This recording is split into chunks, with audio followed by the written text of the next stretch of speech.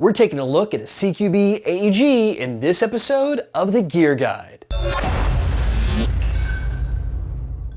You know, bigger doesn't always mean it's better, and that's especially true when you're playing CQB. Sometimes it's really difficult to deal with a long rifle and maneuver around tight corners and get those kills effectively. And that's where short little AEGs like this MP5K from Elite Force in their competition line really shine. And the MP5K is built on, of course, the MP5 platform with the K at the end, which means Kurtz, doing a quick translation from German to English, and you get short.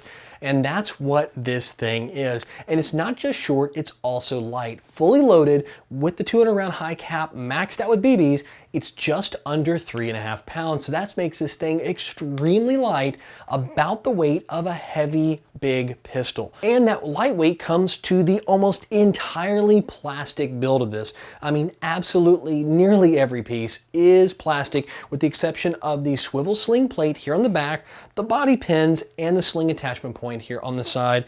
Everything else is polymer, top, bottom, sights, everything else. But don't think because it's polymer, you're getting shortchanged. This is actually a pretty good plastic. I mean, for their competition line, usually, you step down to like a little bit shinier ABS. This thing has this fantastic matte finish, and it's actually a higher end finish than we expected, considering the price point of this gun is only $135 retail. And also because it's plastic, don't think they're shorting you on the trademarks. You actually get great trades here on the side. Of course, HK trades, that's what Elite Force is known for, as well as unique serial number and some great markings for the fire selector. So overall, this is a great little pistol.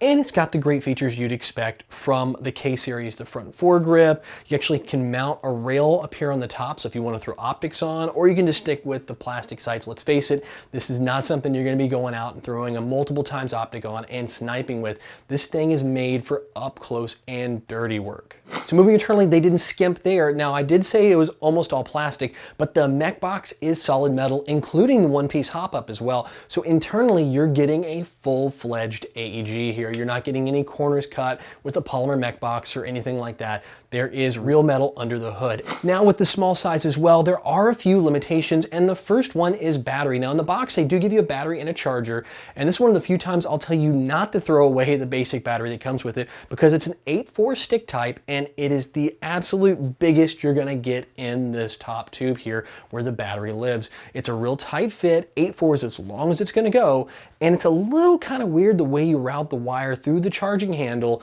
down into the front grip. And also in the front grip, we found it to be a little bit of a challenge to get this front grip off. Just be careful, don't pinch the wires, because everything's really tight and snug up here in the front, and it could be easy to do. So just be patient, kind of wiggle it, walk it forward, and it'll eventually come off for you.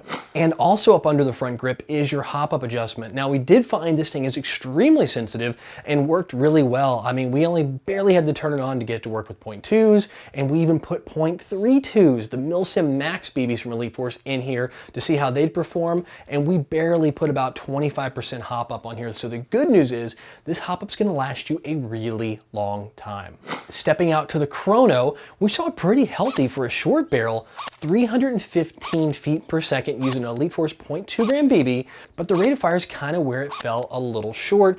We only saw around 10 rounds a second with this 8.4, and we actually went back and recharged it. We didn't get this on film, charged the battery all the way up and got about 11. That's still pretty low for a gun designed for CQB, but fear not, we grabbed our 11.1 LiPo, threw it on here just to see what would happen, and we were seeing a little over 17 rounds a second, which is a lot more respectable. But the challenge here is, how do you get that battery into the body? And I'm sure if we looked around really hard, we might be able to find a battery that could squeeze into this thing.